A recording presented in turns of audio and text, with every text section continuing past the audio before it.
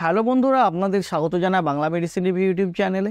তো আজকের মেডিসিন রিভিউয়ে এমন একটি মেডিসিন সম্পর্কে আলোচনা করব যেটা আমরা সেক্সুয়াল ডিসঅর্ডারের ক্ষেত্রে ব্যবহার করে থাকি, সেক্সুয়াল পারপাসে ব্যবহার করে থাকি। তো আজকে জানবো এর সঠিক ব্যবহার সম্পর্কে, এর সঠিক ডোজ সম্পর্কে, তাছাড়া কী কী সাবধানতা অবলম্বন করে এই ট্যাবলেটটিকে ব্যবহার করতে হবে, এছাড়াও কোন কোন ব্যক্তিদের ক্ষেত্রে এই ট্যাবলেটটিকে ব্যবহার করা যাবে না, তার সাইড ইফেক্টগুলো কী কী, এছাড়াও এর মোড অফ অ্যাকশন সম্পর্কে জানবো, অর্থাৎ আমাদের শরীরে এটা কিভাবে কাজ করে, সমস্ত বিষয়ে বিস্তারিত আলোচনা করব। তো তার আগে আপনি যদি আমার চ্যানেলে নতুন হয়ে থাকেন, প্লিজ চ্যানেলটিকে সাবস্ক্রাইব করে সম্পূর্ণ ভিডিওটি দেখতে থাকুন। তো আজকের আলোচ্য বিষয় যে ট্যাবলেটটিকে নিয়ে জি ল্যাবরেটরিজ কোম্পানির ডাজাইগ্রা ট্যাবলেটটি সম্পর্কে, যার মূল উপাদান হলো দুটি মূল উপাদানের সংমিশ্রণে এই ট্যাবলেটটিকে তৈরি করা হয়েছে। একটি হচ্ছে সিলডেনাফিল সাইট্রেট আর একটি হচ্ছে ড্যাপোক্সিটাইন ট্যাবলেট। তো এটিকে আগেই বললাম যে ব্যবহার করা হয়ে থাকে সেক্সুয়াল ডিসঅর্ডারের ক্ষেত্রে। সেক্সুয়াল ডিসঅর্ডার বলতে গেলে যেমন হচ্ছে প্রি ম্যাচিওর ইজাকুলেশন, অর্থাৎ শীঘ্র পতন, যাদের অতি তাড়াতাড়ি সিমেন পাস হয়ে যায়, অর্থাৎ খুব বেশি উত্তেজনার জন্য, খুবই বেশি উত্তেজনার জন্য যাদের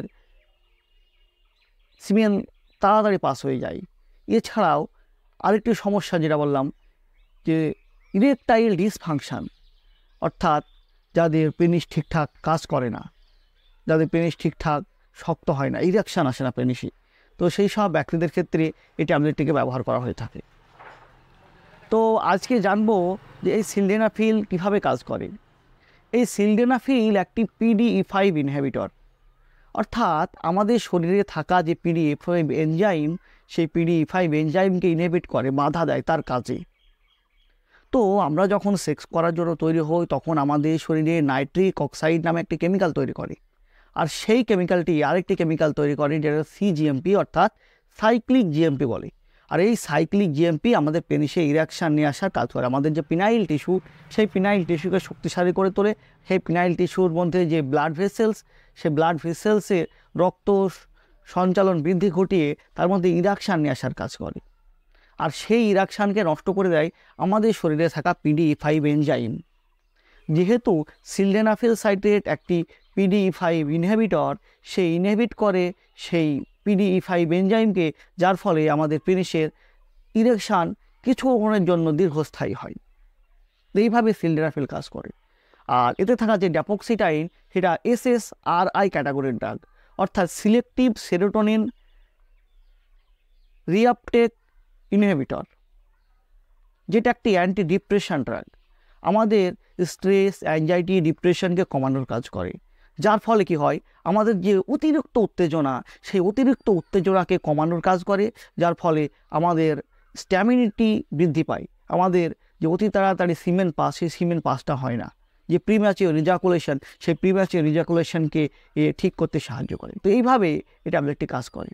তো যদি আমরা এই ট্যাবলেটের ইতিহাস দেখতে যাই, এই ট্যাবলেটের যে উপাদানগুলি, সেগুলির আবিষ্কারের ইতিহাস জানতে যাই, তো জানতে পারবো যে এই দুটির মধ্যে কোনোটি সেক্সুয়াল পারপাসে তৈরি হয়নি, কিন্তু এখন এই সেক্সুয়াল পারপাসে কিছু উপকার পাওয়ায় এটিকে আমরা সেক্সুয়াল পারপাসে ব্যবহার করছি।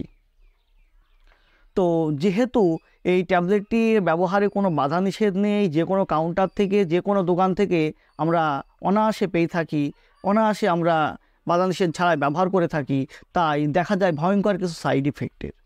তো সেই সব সাইড ইফেক্টকে দুটি ভাগে ভাগ করা যায়। এক হচ্ছে কমন সাইড ইফেক্ট, 2 নম্বর হচ্ছে ডেঞ্জারাস সাইড ইফেক্ট। তো কমন সাইড ইফেক্টের মধ্যে যেগুলো পড়ে, মাথা যন্ত্রণা, মাথা ঘোরা, বমি বমি ভাব, পেটে অস্বস্তি ভাব, তারপরে সারা শরীর ব্যথা করা, কোমরে ব্যথা করা প্রভৃতি আসতে পারে। এছাড়াও যে ভয়ঙ্কর সাইড ইফেক্টগুলো দেখা যায়, তার মধ্যে যেমন একটি হচ্ছে প্রায়াপিজম, অর্থাৎ আমাদের পেনিসে দীর্ঘস্থায়ী ইরেকশন।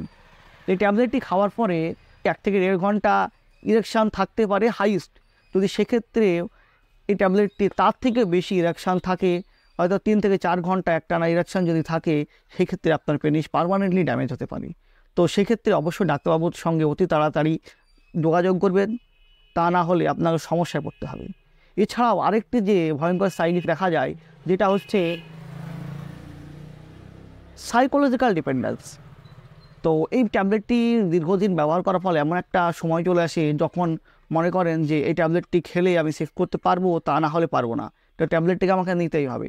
তো এই যে একটা মানসিক চিন্তা, তো এটা আরও ভয়ঙ্কর জায়গায় পৌঁছে যায়। যখন আপনি 50 mg খাচ্ছিলেন, 50 mg খেতে খেতে যখন আপনার কাজ হচ্ছে না, তখন আপনি খেতে শুরু করেন 100 mg। 100 mg যখন কাজ হবে না, তখন শুরু করেন 200 mg, যার ফলে দেখা যাবে কিছু ভয়ঙ্কর সাইড এফেক্টে। তো বন্ধুরা, এই ট্যাবলেটটি কখনোই সেলফ মেডিকেশন করবেন না। আপনার যদি কোনো সমস্যা থাকে, সেক্সুয়াল ডিসঅর্ডার থাকে, সেই ক্ষেত্রে আপনি একজন ডাক্তারবাবুর সঙ্গে যোগাযোগ করুন। সেই ডাক্তারবাবু আপনার সঠিক কারণ জেনে আপনার সঠিক ট্রিটমেন্ট দেবেন।